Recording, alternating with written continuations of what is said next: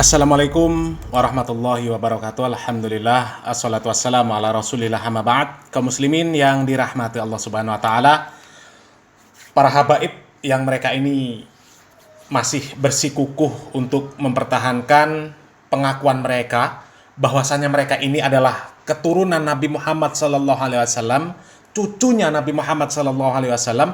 Seharusnya mereka itu mikirlah ya kaum muslimin ya.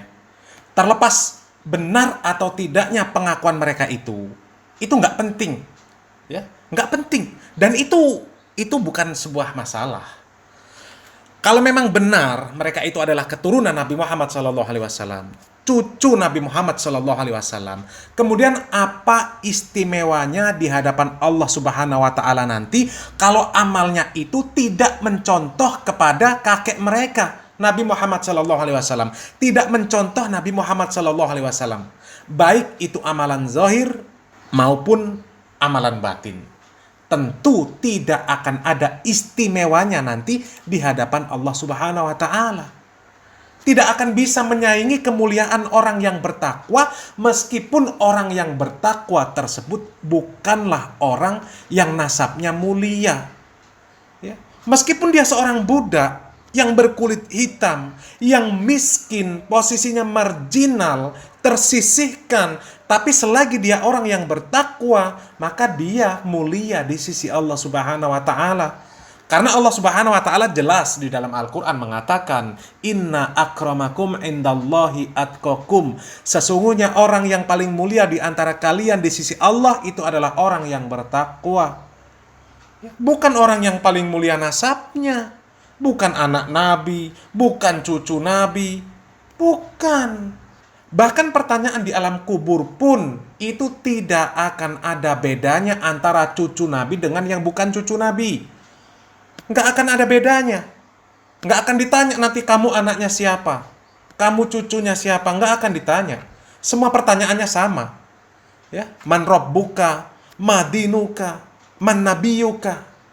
Dan jawaban yang benar itu juga semua sama. Sebagaimana dijelaskan oleh hadis Nabi Muhammad SAW, pertanyaannya sama, jawaban yang benar pun sama.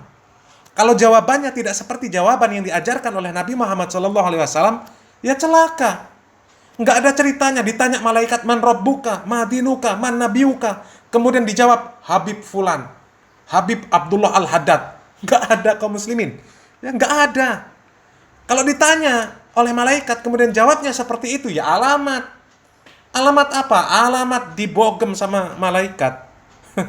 Ya, dipentung, dihancurkan sama malaikat. Ya. Tapi karena para habaib itu memang ya tukang apa ya? Tukang menghayal lah ya. Ya, kata mereka itu ada orang yang ahli maksiat tapi cinta sama habaib. Cinta sama seorang habaib. Kemudian saking cintanya orang tersebut dengan seorang habaib, ya, pas mati orang itu ditanya sama malaikat man rabbuka, ma dinuka, man nabiyuka, dijawab Habib Abdullah Al-Haddad. Kemudian orang tersebut bisa masuk surga tanpa hisab. La ilaha illallah. Itu kan menghayal kaum muslimin. Menghayal itu dongeng, ngarang, nggak jelas. Ya. Apa ya pantas mengaku cucu Nabi tapi ajarannya seperti itu? Ajarannya nggak genablas. Ya. Dan ini ada lagi kaum muslimin, ya, video seorang Habib. Ini Habib yang sangat luar biasa, ya. Cukup terkenal. Yang ini bukan hanya ngaku sebagai cucu Nabi saja, ya. Habib ini tidak hanya mengaku sebagai cucu Nabi, tapi ngaku punya karomah, pernah didatangi sama ulamanya jin. Dan banyak juga yang meyakini bahwasanya dia adalah seorang wali. Tapi wali ini merayakan ulang tahun kaum muslimin. Angel ya. Kita simak videonya kaum muslimin. Wali merayakan ulang tahun. La ilaha illallah.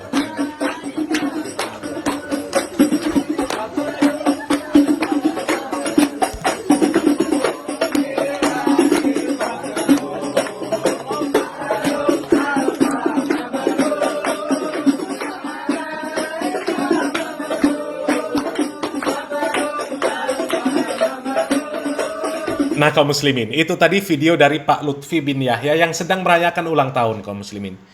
Ini kan yang katanya ketua sufi sedunia, yang katanya wali, punya banyak karomah. tapi merayakan ulang tahun. Wali merayakan ulang tahun kaum muslimin. Itu di kuenya ada lilinnya juga itu. Ya, ini kalau ketahuan sama Ustadz Abdul Somad,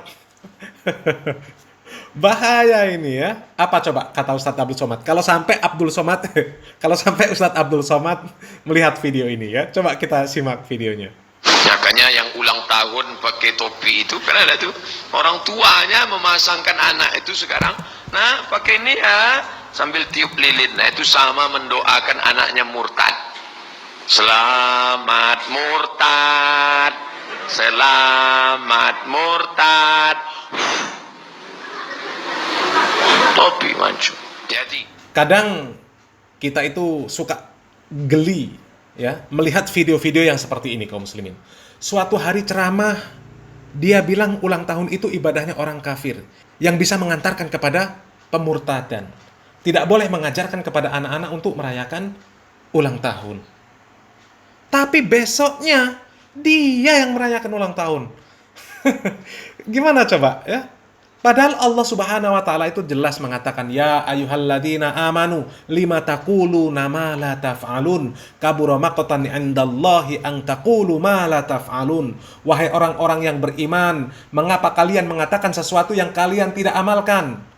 Sesungguhnya sangat besar kebencian di sisi Allah apabila kalian mengatakan sesuatu yang kalian tidak mengerjakan. Ya, seorang ustadz itu harusnya menjadi contoh kaum muslimin. Ya, contoh yang baik, bukan contoh yang pelin-pelan. Jangan alasan untuk menghargai orang yang mau merayakan ulang tahun dirinya, ya. Kemudian dia mau saja mengikuti kemauan orang-orang yang ingin merayakan ulang tahunnya. Alasannya menghargai. Menghargai orang yang akan melibatkan diri kita kepada kemaksiatan, ya. Terlebih itu objeknya ada di diri kita. Gimana? Mikir ya. Mikir. Ya, kalau begitu namanya bukan menghargai, itu melestarikan. Karena keluarga kumpul, ikut juga merayakan. Coba lihat video Pak Lutfi bin Yahya. Sampai anak cucunya, bocilnya ikut merayakan. Ya, bahkan itu lihat, ada perempuan-perempuan ya, yang kita nggak tahu ya, itu yang kelihatan ya, yang nggak pakai penutup aurat.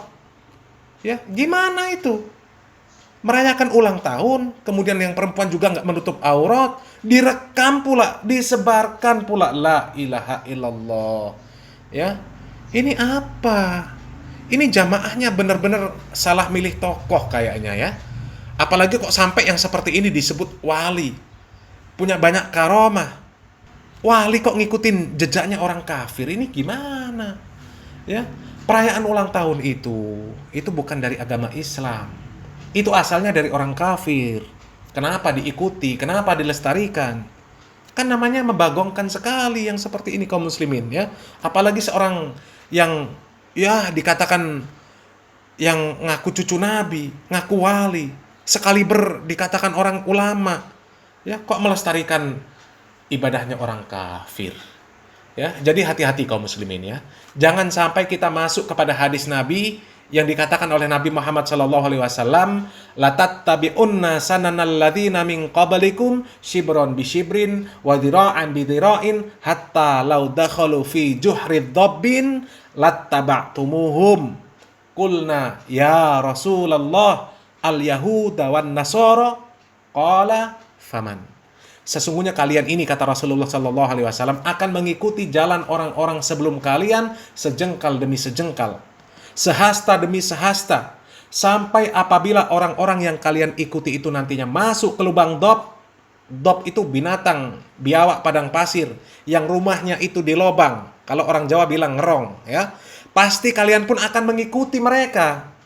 Kemudian para sahabat bertanya kepada Nabi Muhammad SAW, wahai Rasulullah, apakah yang diikuti itu adalah orang Yahudi dan Nasrani?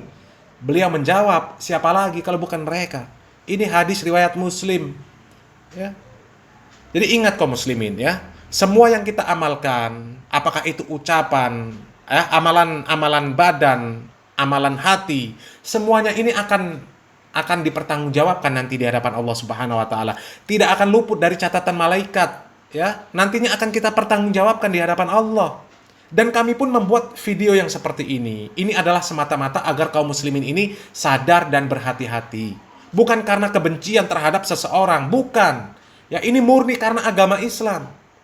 Ya, kalau ada orang, ya katakanlah orang kafir pun, kalau perilakunya benar, sesuai dengan syariat Islam, ya kita nggak nyacat. Nyacat itu apa? Mencela, nggak mencela.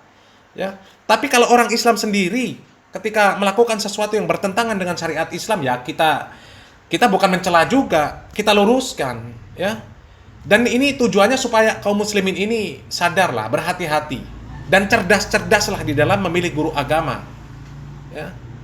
Jangan salah mengambil ilmu dari orang-orang yang berpemahaman nggak benar, ya. Ambil ilmu dari orang-orang yang mengajarkan agama Islam ini dengan benar, yang mengajak kita kepada kemurnian agama Islam, sebagaimana Islamnya Nabi Muhammad SAW dan para sahabat, sebagaimana Islamnya para ulama yang mengikuti mereka, tanpa kita merubah-rubah, tanpa mengurangi, tanpa menambah-nambah syariat yang ada, karena agama Islam ini sudah sempurna. Nabi Muhammad SAW sudah mengajarkan semuanya, dari kita bangun tidur sampai tidur lagi, dari lahir sampai mati, semuanya sudah dikabarkan oleh Nabi Muhammad SAW. Bahkan neraka dan surga nanti pun sudah dikabarkan oleh Nabi Muhammad SAW. Ya, jadi amalkanlah Islam yang murni, meskipun kita harus dijauhi oleh banyak manusia karena kita tidak mau mengikuti kebiasaan mereka. Ya, karena kebanyakan manusia itu banyak berbuat kesyirikan, banyak kebid'ahan, banyak kemaksiatan. Allah Subhanahu wa taala jelas mengatakan apabila kita mengikuti kebanyakan manusia, maka itu akan mengajak kita kepada kesesatan. Jadi biarlah kita tetap di atas kesehatan dan kewarasan di tengah-tengah orang yang mengabaikan sehat dan waras.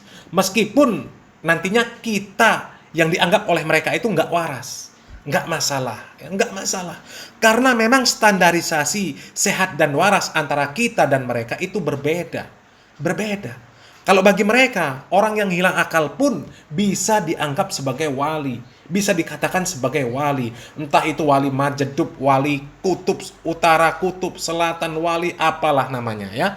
Kalau kita tidak, ya, wali itu bagi kita adalah semua orang yang bertakwa sesuai dengan tingkatan ketakwaannya. Akan tetapi semuanya wali Allah Subhanahu wa taala yang diharamkan kehormatannya, diharamkan hartanya, diharamkan darahnya. Ya. Mudah-mudahan yang sedikit ini bermanfaat dan menjadi bahan perenungan, ya. Salam waras, salam akal sehat, barakallahu fikum. Wassalamualaikum warahmatullahi wabarakatuh.